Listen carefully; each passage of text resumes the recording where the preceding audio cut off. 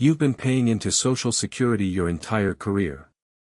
But there's math behind this program that most Americans have never seen, and once you see it, everything changes. Let's start with the number they never put in the headline.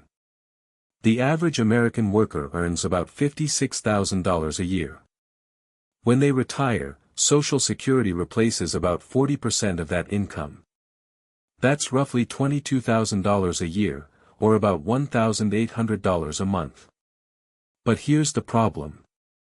The average retiree needs at least 70% of their pre-retirement income to maintain their standard of living. Social Security gives you 40%. That's a 30% gap you have to fill from somewhere else. Most people don't know this until it's too late.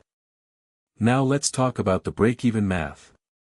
This is the calculation that determines whether claiming Social Security early, at 62, or waiting until 70, actually benefits you financially.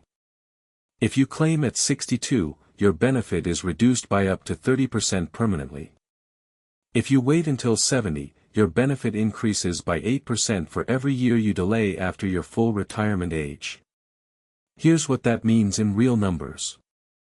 Say your full retirement age benefit is $2,000 a month. Claim at 62 and you get $1,400. Wait until 70 and you get $2,640. The break-even point, the age where waiting actually pays off, is around 80 years old for most people. If you live past 80, waiting wins. If you don't, claiming early was the better math. The average American man lives to 76. The average American woman lives to 81. So for most couples, the strategy of when to claim is more complicated than it looks. But here's what makes this even more urgent. The Social Security Trust Fund is projected to run out of reserves by 2033. That's less than 9 years away. When that happens, Social Security won't disappear. But it will only be able to pay about 77 cents for every dollar it currently promises. That's a 23% automatic cut for every retiree in America. Let me put that in numbers. If you're expecting $2,000 a month from Social Security, you might receive $1,540 instead. That's $460 less per month.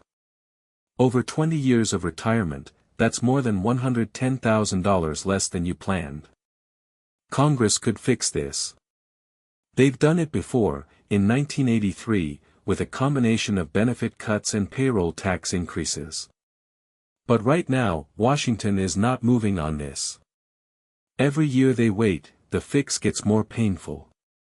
So what can you actually do? First, run your Social Security statement.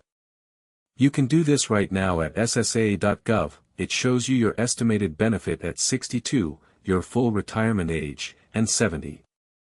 Most people have never looked at this number. Second, build a bridge strategy. The gap between what Social Security pays and what you need is real.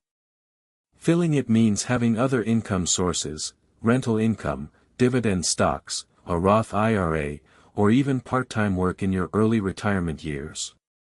Third, if you're married, plan your claiming strategy as a couple.